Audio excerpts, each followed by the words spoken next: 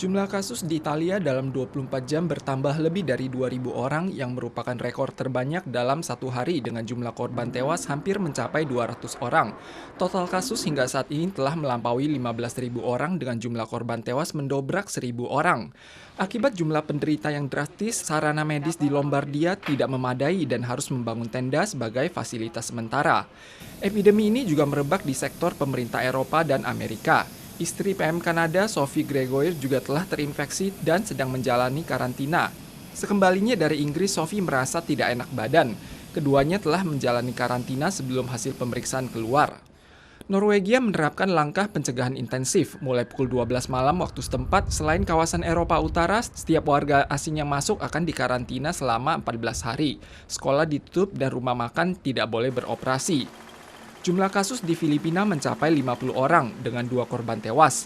Namun saat ini ada 15 pejabat dan anggota Kongres Filipina yang sedang menjalani pemeriksaan dan karantina rumah.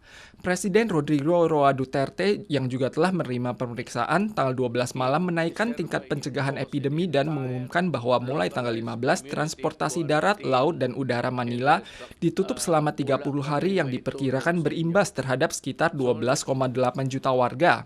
The code alert system of COVID-19 public health event is hereby raised to code red sublevel 2. Seluruh kegiatan besar di Manila telah dilarang.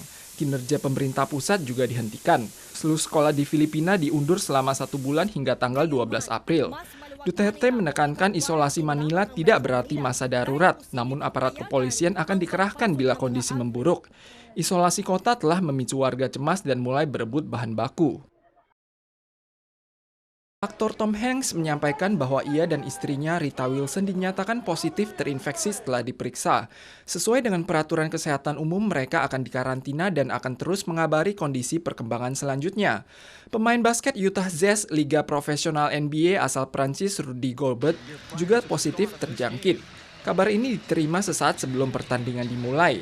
Namun ia tidak menghadiri turnamen bersama dengan rekan lainnya karena menderita flu. Pertandingan tersebut segera dibatalkan 1 menit setelah dimulai. NBA segera merilis pernyataan resmi yang menghentikan turnamen tanpa jangka waktu. Rekan Rudy Gobert, Donovan Mitchell, juga positif terinfeksi, menjadi pemain NBA kedua yang terjangkit COVID-19. Liga Profesional Baseball MLB juga memutuskan untuk menghentikan seluruh latihan dan kegiatan turnamen musim semi. Turnamen musim semi baru akan ditunda selama 2 pekan. Taiwan melaporkan 2 kasus baru COVID-19 selama 2 hari terakhir. Kasus ke-49 adalah seorang wanita berusia 40-an tahun di kawasan utara. Ia sempat berkunjung ke Irlandia dan Belgia pada pertengahan Februari. Sedangkan kasus ke-50 adalah seorang pria warga Amerika di wilayah tengah. Saat ini ia masih dalam pengobatan di rumah sakit. Pihak CSCC saat ini sedang merancang sistem manajemen kesehatan mandiri elektronik bagi pengunjung yang masuk ke Taiwan. Dan bila kuantitas mencukupi, pemeriksaan akan dilakukan terhadap setiap pengunjung yang masuk untuk urusan dinas atau masalah mendesak. 在这样的特殊的需求里面，我们根据我们检验的量能，好，那让它能够来裁剪。好，不过这仍然都要一点时间。好，因为在裁剪里面，我们的专家认为说，目前来讲，好，就是说，如果在没有症状的时候就直接采。好，那可能还是没有办法达到那一定的病毒量。 Pembelian masker dengan kartu identitas versi 2 lewat internet dimulai tanggal 12. Saat transaksi dimulai pukul 9, aplikasi ini dipadati oleh lebih dari 80.000 warga, yang mengakibatkan sistem mati. Administrasi Askes Nasional mengimbau warga jangan berkerumunan pada masa awal.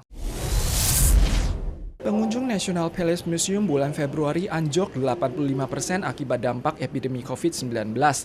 Toko di dalam museum juga tampak sepi. 4 pameran internasional dan 9 kegiatan internasional pada tahun ini telah ditunda seluruhnya. Sebagai upaya revitalisasi ekonomi, UN Eksekutif menganggarkan 2,3 miliar dolar Taiwan untuk pemberian kupon yang dipadu dengan akomodasi wisata sebesar 800 dolar Taiwan yang dapat digunakan dalam sektor kuliner, bisnis, pasar malam, dan seni budaya. Selain merilis kupon, juga tersedia aplikasi yang dapat digunakan di sekitar 350.000 toko di seluruh Taiwan.